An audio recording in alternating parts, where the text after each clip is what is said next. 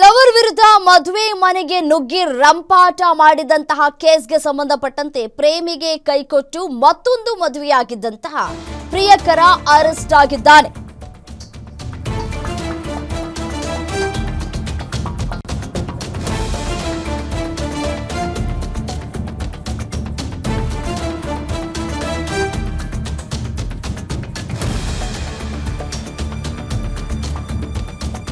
Convention ಹಾಲ್ನಲ್ಲಿ December 14ರಂದು ಮದುವೆಯಾಗಿದ್ದಂತಹ ಶರತ್ ಮದುವೆ ಮಂಟಪಕ್ಕೆ ಹೋಗಿ ಗಲಾಟೆ ಮಾಡಿದ್ದಂತಹ ಅಶ್ವಿನಿ, ಮದುವೆ ಮಂಟಪದಲ್ಲಿ ಅಶ್ವಿನಿ ಮೇಲೆ ಹಲ್ಲೆ ಮಾಡಿರುವ ಆರೋಪ ಕೇಳಿಬರ್ತಾ ಇದೆ.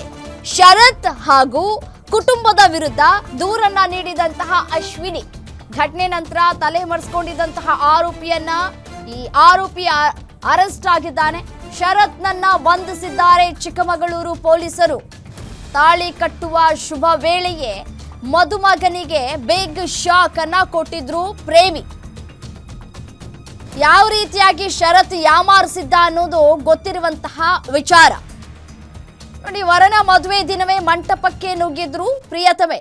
10 ವರ್ಷದಿಂದ ಪ್ರೀತಿ ಅನ್ನುವಂತಹ ಹೆಸರಲ್ಲಿ ಯಾವ ರೀತಿಯಾಗಿ ಮೋಸವನ್ನ ಮಾಡಿದ್ರು, ಹಣವನ್ನ ಪೀಕಿದ್ರು ಅನ್ನೋದು ಗೊತ್ತಿರುವಂತಹ ವಿಚಾರ.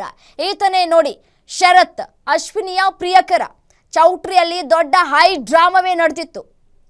ಚಿಕ್ಕಮಗಳೂರು ನಗರದ ದೊಡ್ಡೇಗೌಡ ಕನ್ವೆನ್ಷನ್ ಹಾಲ್ನಲ್ಲಿ ಈ ಒಂದು ಘಟನೆ ನಡೆದಿತ್ತು. ನೋಡಿ, ಬೇಲೂರು ಮೂಲದ ಯುವತಿ ಜೊತೆ ಶರತ್ ಲವಿ ಡವಿಯನ್ನ ಶುರು ಇಟ್ಕೊಂಡಿದ್ದ. 10 ವರ್ಷಗಳ ಪ್ರೀತಿಗೆ ಮೋಸ ಮಾಡಿ ಬೇರೆಯವ್ರ ಜೊತೆ ಕಲ್ಯಾಣವನ್ನ ಮಾಡ್ಕೊಳ್ಳೋಕೆ ಸಿದ್ಧತೆಗಳನ್ನ ಮಾಡ್ಕೊಳ್ಳಲಾಗಿತ್ತು. ಕಲ್ಯಾಣ ನಗರ ನಿವಾಸಿ ಶರತ್ ಎಂಬುವನನ್ನ ಪ್ರೀತಿ ಮಾಡ್ತಾ ಇದ್ದಂತಹ ಯುವತಿ ಹತ್ರನೇ ನೋಡಿ 4,50,000 ರೂಪಾಯಿ ಹಣವನ್ನ ಪಡೆದುಕೊಂಡಿದ್ದ ಈ ಆರೋಪಿ ಶರತ್.